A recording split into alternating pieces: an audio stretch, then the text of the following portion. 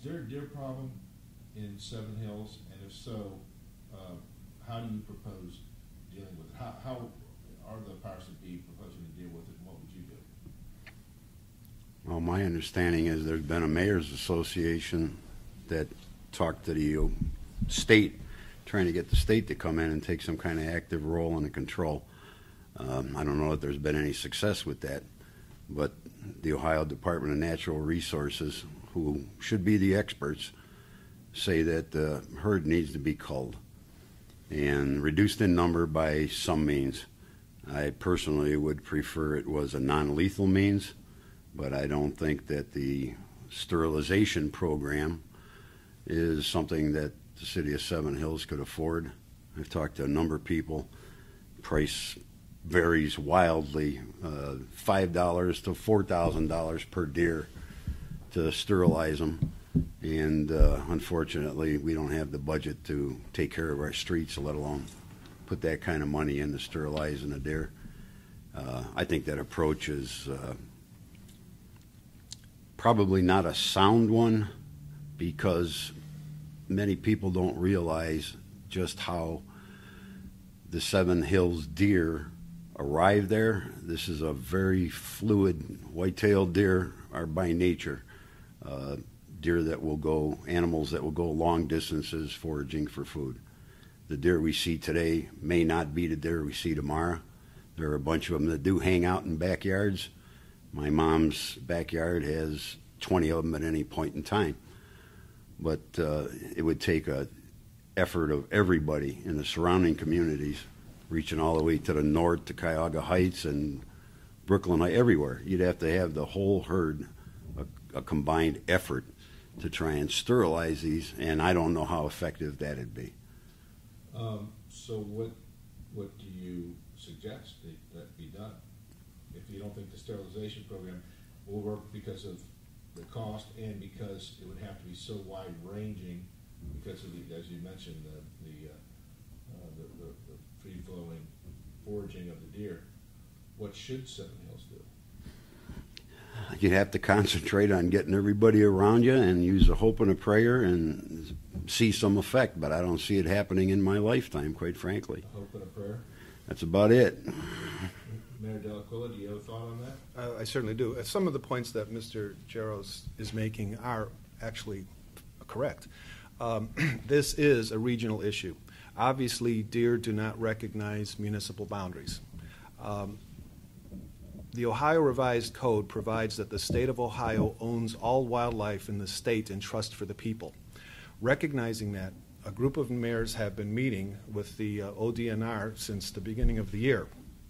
The ODNR is the Ohio Department of Natural Resources. They do not have a municipal urban nuisance program comparable to one that they have for agricultural purposes. Based on those meetings that we put together, the ODNR for the first time has put together a proposed nuisance permitting program for urbanized areas, and they've begun circulating a package to the various communities who have been involved in this. I can list you some of them, and I'm sorry if I leave some off. Seven Hills, Independence, North Royalton, Broadview Heights, Parma, Parma Heights, Brooklyn Heights, Strongsville, and I apologize if I've left someone off. But we've been meeting with the state of Ohio regularly on this topic. You personally have been part of the meetings? Yes. Yeah, we went to Columbus, and we met with them up here as well. ODNR is unwilling to do anything on their own to reduce the deer herd. In Ohio, birth control is not legal. It has been tried in other states. For example, I understand Minnesota has a program. In Ohio, they've been reluctant to implement it for fear that it would get into the food chain. And when you say birth control, you mean the sterilization? No, not sterilization, okay. Birth control. There's something you can... Yes. Yeah. It's difficult to implement. You have to track the animal. You have to make sure that they're being dosed regularly. But there is a pilot program now that ODNR is supervising just north of Cincinnati. So what we have done is we've asked ODNR to come up with a combined program that we feel, we combined mayors, I don't want to speak for anyone else, but I feel, should be put before the voters. And was this, when you say combined mayors, was this a specific group of mayors or was this Cuyahoga County mayors? The ones I just listed. Okay. We on our own began doing this. So what? Can I jump in and ask a question quickly? Carol Lechnar, she was the head of the Deer Committee, and they recommended bow hunting to full council. So is that resolution not going any further? Or would the voters get a chance to vote on something like that? My feeling is that the voters should decide this issue. It is such a contentious issue. A lot of emotion. Mr. Jaros is correct. There's a lot of emotion involved with this, and I think clearly it should be something that should be presented to the voters. And I know some of the communities I just listed are actually in the process of putting that together.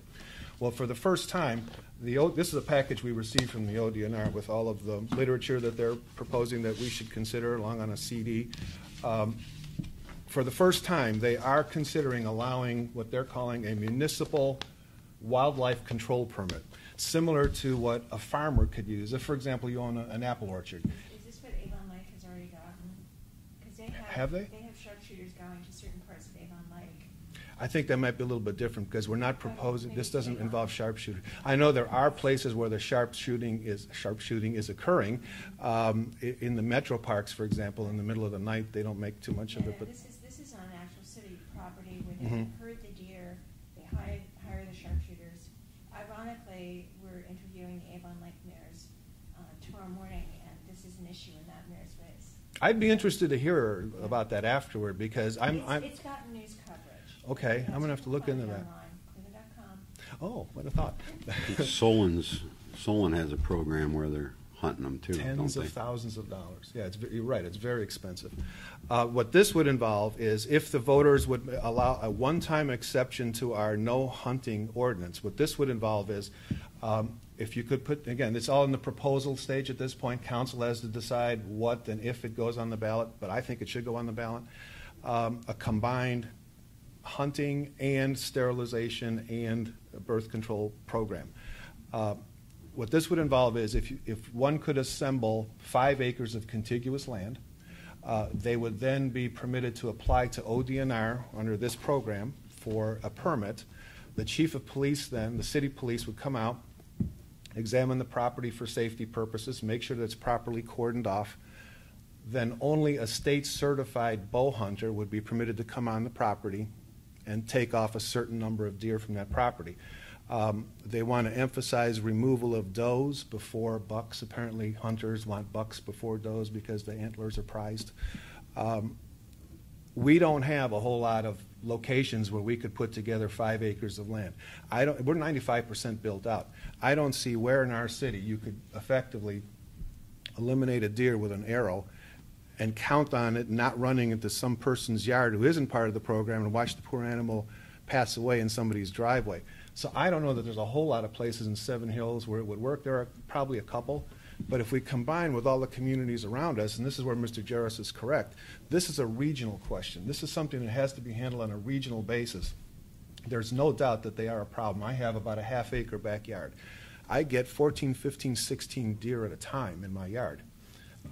My dogs roll around in the excrement. It's really a, I don't get too graphic. No. My daughter's friend from college lives in Marietta, and she doesn't eat beef. I took her to Slyman's when they came to visit, and I asked her, "What did you think about your corned beef sandwich?" "Oh, it was okay, but it was too beefy."